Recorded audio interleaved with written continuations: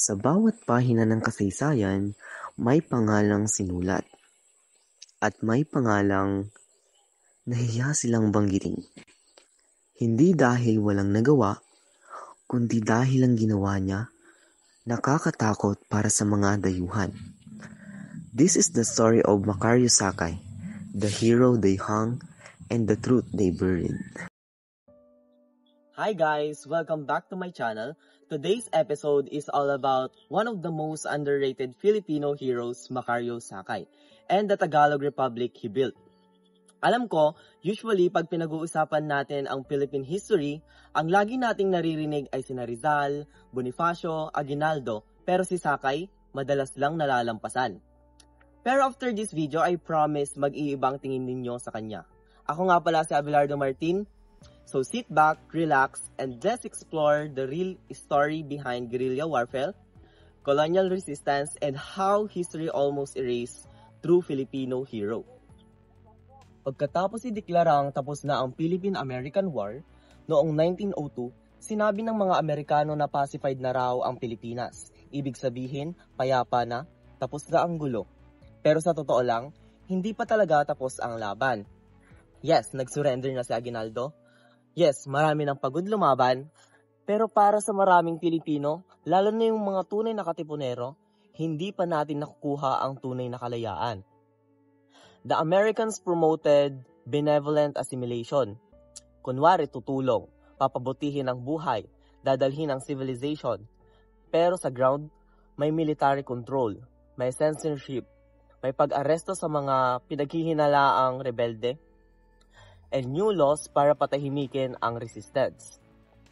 So, kung ikaw ay isang revolutionary fighter noong panahon na yun, parang after namin lumaban sa Spain, panibago na namang colonizer. At dito pumapasok si Macario Sakay, isa sa mga huling katipunero na ayaw sumuko.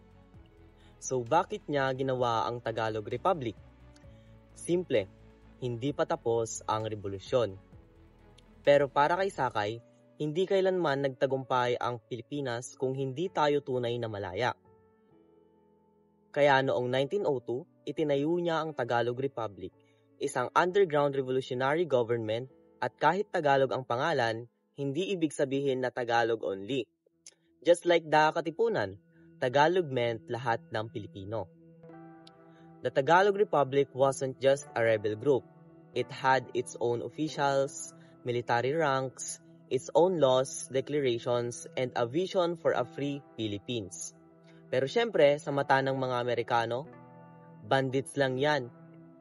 Kahit malinaw na political ang layunin ni Sakay, deliberately sinubukan siyang i-frame as a criminal para mawala ang simpatsya ng publiko.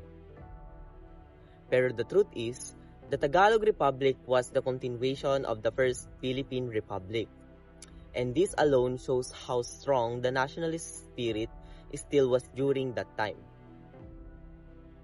Now, let's talk about Sakay's biggest strength, the guerrilla warfare. Hindi sila lumalaban sa malalaking open battles dahil doon, panalo agad ang mga Amerikano. Instead, Sakay's strategy was all about bilis, lihim na galaw, small surprise attacks, gamit ang terrain ng Luzon. Nag-ooperate sila sa Cavite, Laguna, Rizal, Batangas. Mga lugar na may bundok, gubat, at mga daan na sila lang ang nakakaalam. Imagine being an American soldier at that time, hindi mo alam nasaan ang kalaban. Tapos bigla na lang boom, may surprise attack. And here's the key. The people supported Sakay. Sila ang nagbibigay ng pagkain, nagbibigay ng tirahan, at nagbibigay ng impormasyon. Without this, the Tagalog Republic would have collapsed. Pero dahil sa pagtulong ng mga komunidad, tumagal sila ng ilang taon. And they weren't alone. Iba't ibang uri ng grupo ng Pilipinas ang patuloy na lumalaban sa Amerika. Pulahanes sa Samar, remnants of Aguinaldo's forces, Moro fighters in Mindanao, yun ang mga lumaban. Hindi man sila coordinated, pero pinakita nilang hindi pa sapat ang kalayaan ng Pilipinas. Dahil hirap talunin si Sakay sa laban, gumamit ang mga Amerikano ng ibang strategy. Yun ay ang panlilinlang. Inalok siya ng amnesty at posisyon sa Philippine Assembly. Para bang sinabing, sumuko ka na, pwede na kayong makisali sa politika at wala ng gulo. After years in the mountains, Sakay finally thought, siguro ito na ang peaceful na paraan para sa political progress. So, bumaba sila na hindi armed, hindi naghanda sa labanan, pero pagdating nila, diretso huli.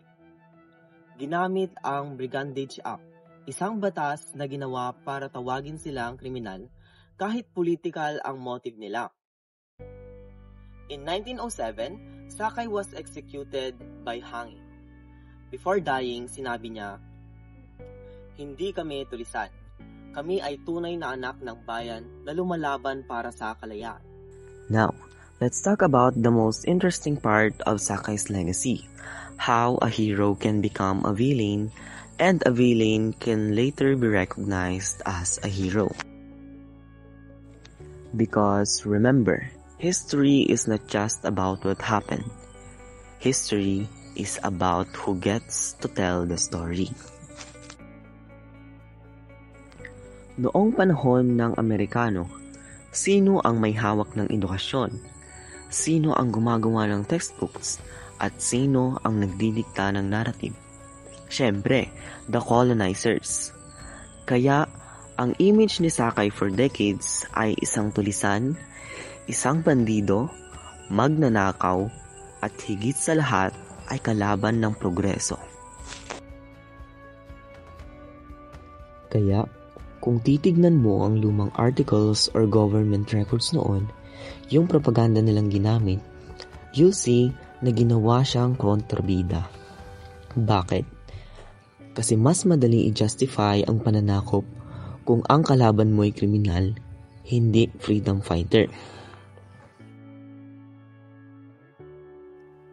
Kaya, kung titignan mo ang lumang articles or government records noon, yung propaganda nilang ginamit, you'll see na ginawa siyang kontrabida. Bakit?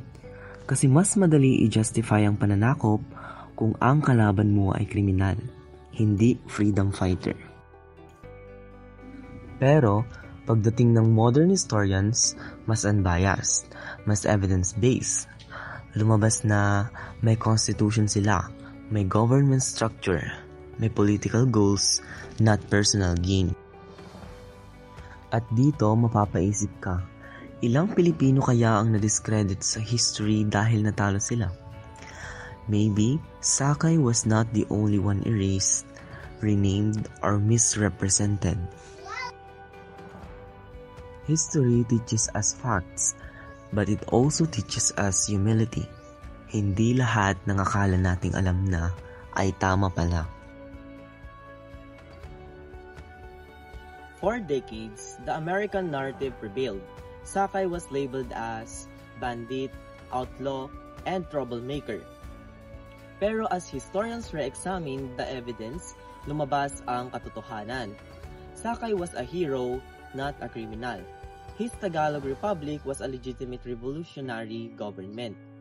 And he fought not for power, but for Filipino freedom.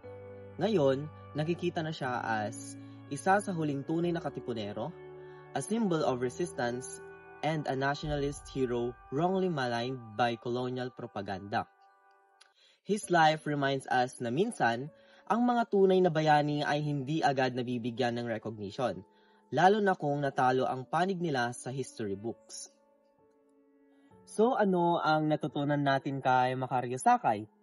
Na hindi madaling makuha ang kalayaan, na may mga bayani tayong nakakalimutan at minsan sinadyang takpan ng kasaysayan.